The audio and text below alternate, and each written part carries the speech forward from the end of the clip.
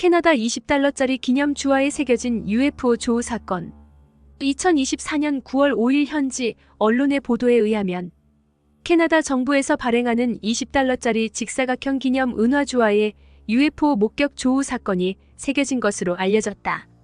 한국도 그렇지만 기념 주화 동전은 종종 국가 역사의 필수적인 부분을 차지하며 캐나다 과거 이래 역사에서 중요한 사건들을 은화 기념 주화의 디자인으로 선정해왔다. 한국에서도 과거 올림픽이나 월드컵 등 국가적 행사를 기반으로 기념 우표나 주화를 여러 번 제조해왔다.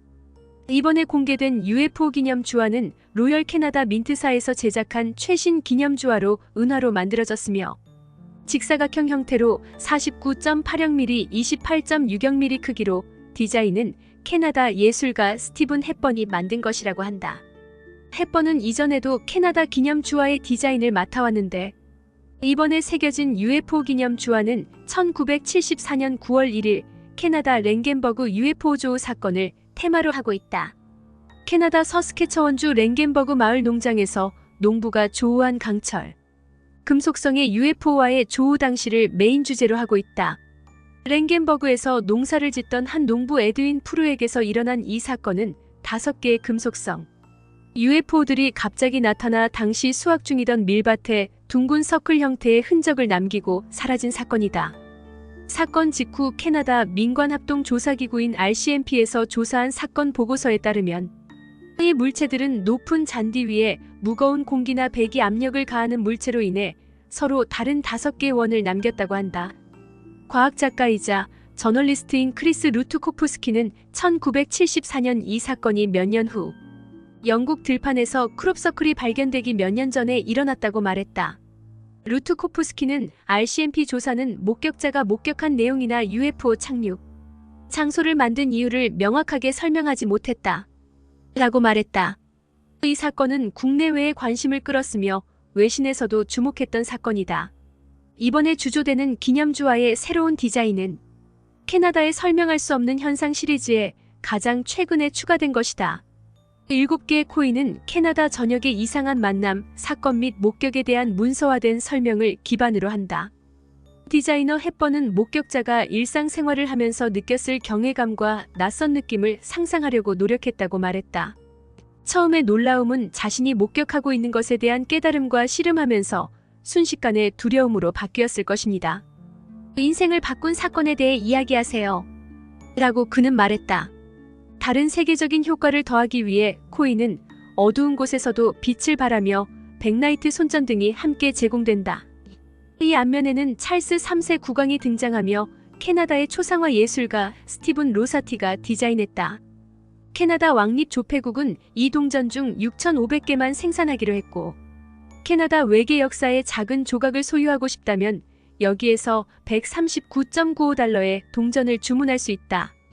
배송은 9월 11일부터 시작되었다고 한다. 1974년 9월 1일 당시 캐나다 랭겐버그 거대한 평원 위 밀밭 위에서 트랙터와 각종 수확기기로 작업을 진행 중이던 에드윈 프르라는 농부 앞에 나타난 금속성 UFO들은 이후 지표면에 우리가 미스터리 서클이라 부르는 강한 크롭 서클을 실제로 남기고 사라졌다. 당시 이 서클 지역을 조사한 캐나다 연구가들은 서클에서 방사능 수치가 높게 나오고 자기장 수치가 이상 변화를 일으키고 토양의 성분도 변화되고 곡물의 광합성 작용에도 이상이 있었음을 관찰했다고 하지만 그 원인은 정확히 짚어내지 못했다.